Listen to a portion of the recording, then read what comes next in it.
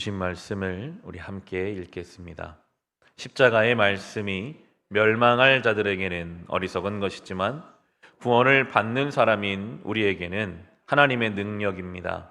성경에 기록하기를 내가 지혜로운 자들의 지혜를 멸하고 총명한 자들의 총명을 폐할 것이다 하였습니다.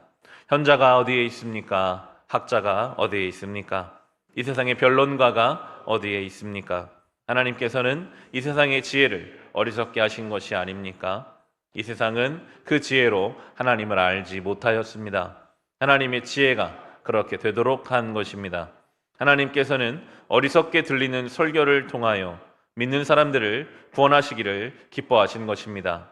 유대 사람은 기적을 요구하고 그리스 사람은 지혜를 찾으나 우리는 십자가에 달리신 그리스도를 전합니다. 그리스도가 십자가에 달리셨다는 것은 유대 사람에게는 거리낌이고 이방 사람에게는 어리석은 일입니다.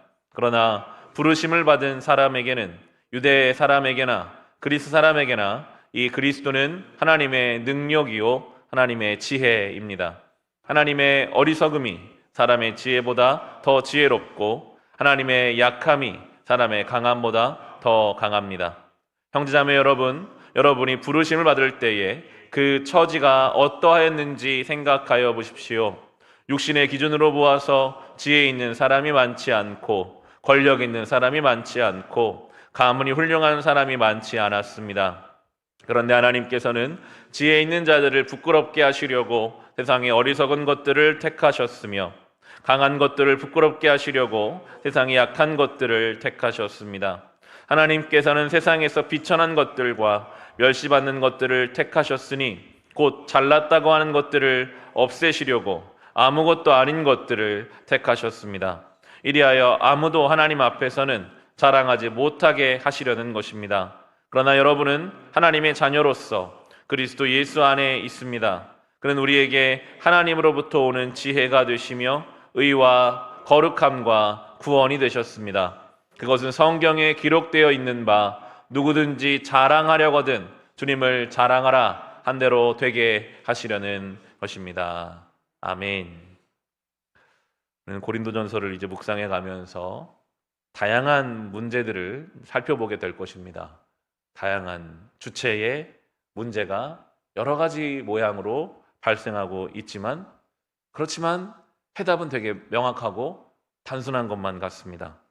오늘 바울은 교회의 분열상에 대해서 십자가를 대안으로 제시하면서 18절의 말씀, 십자가의 말씀이 멸망한 자들에게는 어리석은 것이지만 구원을 받는 사람인 우리에게는 하나님의 능력입니다.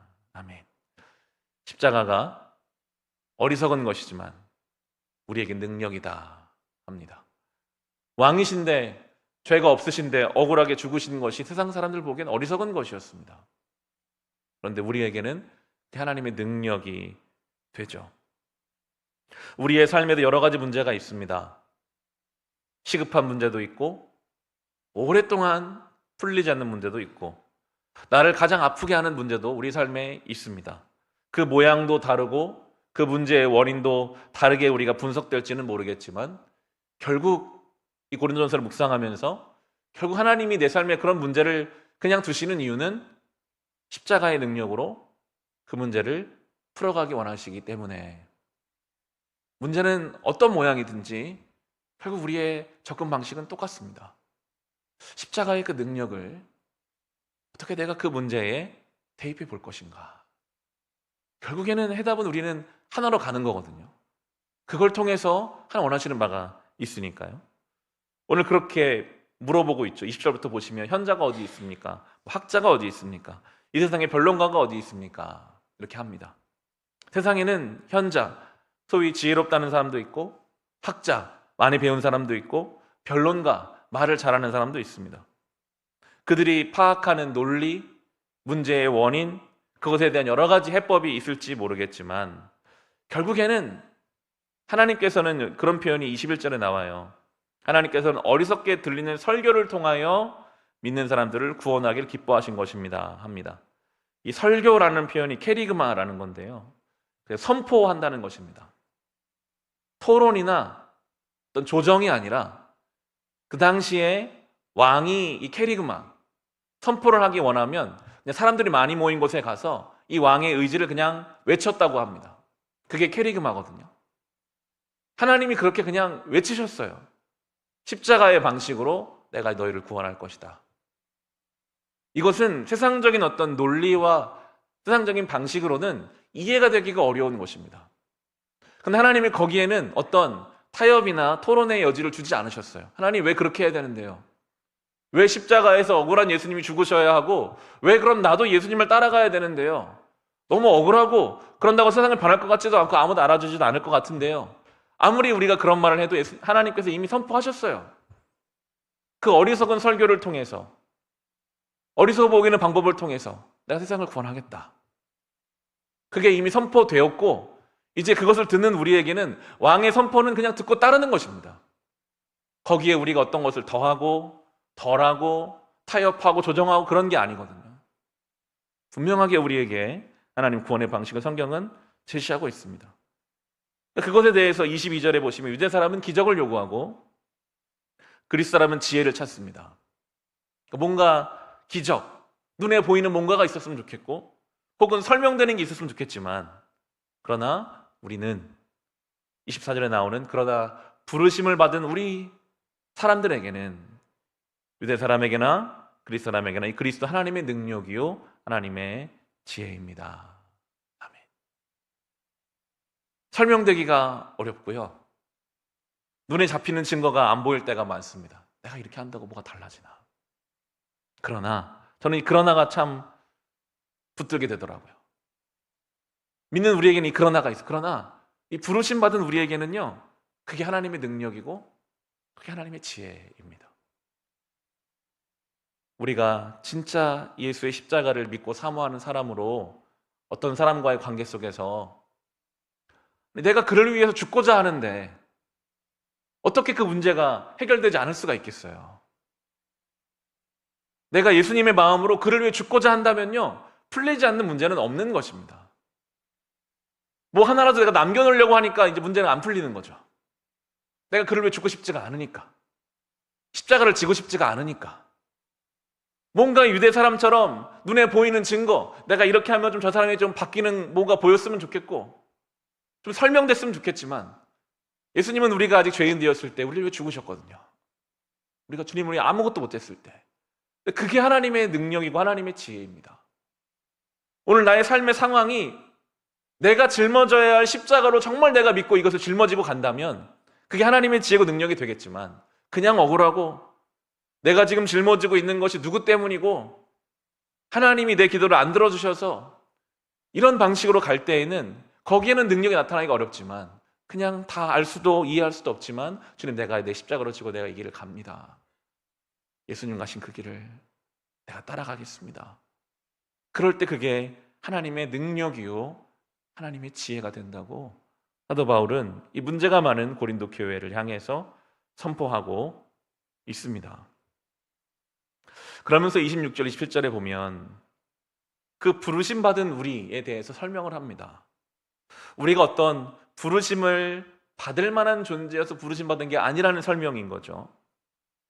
육신의 기준으로 보아서 기준이라는 이야기를 하면서 우리는 기준으로 따지면 부름받을 사람들이 아니었을 것이다 이렇게 하고 그런데 하나님은 그렇게 기준에 맞지 않는 우리를 선택하심으로써 오히려 강한 사람들을 부끄럽게 하셨다 이런 표현을 쓰고 있습니다.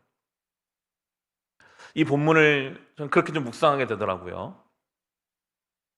때로 우리는 우리가 가진 어떤 것들에 대해서 자랑하고 싶고 내 공로를 의지하고 내 공로를 좀 드러내고 싶은 마음이 있습니다. 여기서 말하는 강한 것들, 내 삶에 보면 뭐 드러낼 만한 것이라고 생각하는 것들이 있을 수 있거든요. 우리의 삶에 어떤 것, 내가 그래도 이거는 내가 저 사람보다는 낫고 내가 요거는 좀 누구보다 괜찮다라고 우리가 어떤 것들을 생각할지 모르지만요, 복음의 관점에서 보면 우리가 내세울 수 있는 것은 만약 그것이 1이라면 우리가 정말 자격도 조건도 안 되지만 하나님께로서 받은 것은 억이 되고 훨씬 더 많은 비율을 차지할 것입니다. 그러니까 우리가 이 자랑할 수가 없어요. 내가 이걸 좀 내세우고 싶지만 주님께 받은 걸 생각하면 이건 진짜 아무것도 아니거든요. 그 1만 달란트 비유가 예수님 말씀하신 내용이죠. 너무 많은 것을 탕감받았기 때문에 내가 좀 가지고 있는 어떤 것을 가지고 다른 사람을 가지고 이렇게 말한다는 것이 말도 안 되는, 그게 이제 우리의 모습이거든요. 29절에 그렇게 말하잖아요. 이래하여 아무도 하나님 앞에서는 자랑하지 못하게 하시려는 것입니다. 자랑하거든 주님만을 자랑하라, 이렇게 이야기를 합니다. 우리 교회 이야기를 총회 가서도 하고 몇 번 가서 할 기회가 있었잖아요. 본문을 그렇게 묵상하게 되더라고요. 우리 교회가 이렇게 이런 것들을 하고 있으니 우리가 이렇게 이 시간 내에 이렇게 숫자가 늘어난 것이다, 과연 이렇게 말할 수가 있을까? 압도적인 하나님의 은혜가 있었기 때문에 우리 교회가 세워져 간 거죠. 그냥 우리가 좀 이렇게 내세운 어떤 것들, 이야기한 어떤 것들은 굉장히 주변적인 것에 불과하더라고요. 하나님의 은혜로 우리가 교회가 세워져 가는 것이지 우리가 뭔가를 자랑할 수 있을까? 저는 교회를 예로 들었지만 우리 인생도 마찬가지일 것입니다. 우리가 뭘 자랑할 수 있을까요? 그저 압도적인 하나님의 은혜로 우리는 세워져 가고 있는 중일 뿐입니다. 혹 그 중에 내가 조금 상대적으로 누구보다 좀 낮게 생각되는 어떤 것들, 내가 그래도 이건 좀 잘하고 있지, 내가 이건 좀 자랑할 만하지. 근데 오늘 바울이 말하잖아요. 누구든 자랑하려거든 주님을 자랑하라. 우리는 자랑할 만한 것이 없다. 그것이 가장 안전하고 가장 은혜를 온전히 아는 상태이더라고요. 뭔가 내가 내 공로를 생각하기 시작하면서부터는 하나님의 은혜가 작아져요. 내가 뭔가 한 것 같거든요. 내가 기도해서, 내가 순종해서. 아닙니다. 우리는 하나님의 은혜로 사는 존재일 뿐이죠. 그저 우리는 그렇게 그 십자가의 공로 앞에서 겸손하게 엎드릴 수밖에 없을 것입니다. 오늘도 우리는 고린도 교회처럼 당면한 수많은 문제를 안고 살아갑니다.